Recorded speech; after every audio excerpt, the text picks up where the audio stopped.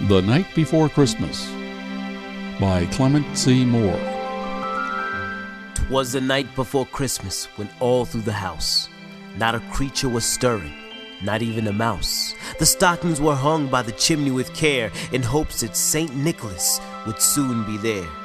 The children were nestled all snug in their beds while visions of sugar plums danced in their heads, and Mama in her kerchief and I in my cap had just settled our brains for a long winter's nap.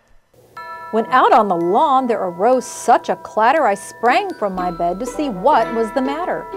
Away to the window I flew like a flash, tore open the shutters and threw up the sash.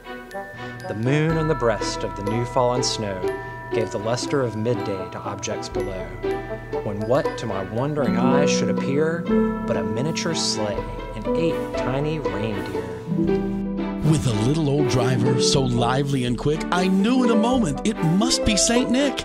More rapid than eagles his coursers they came, and he whistled and shouted and called them by name. Now Dasher, now Dancer, now Prancer and Vixen, on Comet, on Cupid, on Donner and Blitzen, to the top of the porch, to the top of the wall. Now dash away, dash away, dash away all. As dry leaves that before the wild hurricane fly, when they meet with an obstacle mount to the sky, so up to the housetop the coursers they flew, with the sleigh full of toys and St. Nicholas too. And then in a twinkling I heard on the roof the prancing and pawing of each little hoof.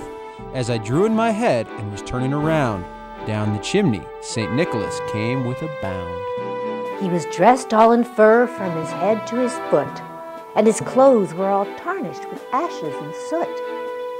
A bundle of toys he had flung on his back, and he looked like a peddler just opening his pack. His eyes, how they twinkled, his dimples, how merry. His cheeks were like roses, his nose like a cherry. His droll little mouth was drawn up like a bow, and the beard of his chin was as white as the snow. The stump of a pipe he held tight in his teeth, and the smoke encircled his head like a reef. He had a broad face and a little round belly that shook when he laughed like a bowl full of jelly. He was chubby and plump, a right jolly old elf, and I laughed when I saw him in spite of myself. A wink of his eye, a twist of his head, soon gave me to know I had nothing to dread. He spoke not a word, but went straight to his work, and filled all the stockings, then turned with a jerk, and laying his finger aside of his nose, and giving a nod, up the chimney he rose. He sprang to his sleigh, to his team gave a whistle, and away they all flew like the down of a thistle. But I heard him exclaim ere he drove out of sight, Happy Christmas to all, and to all a good night.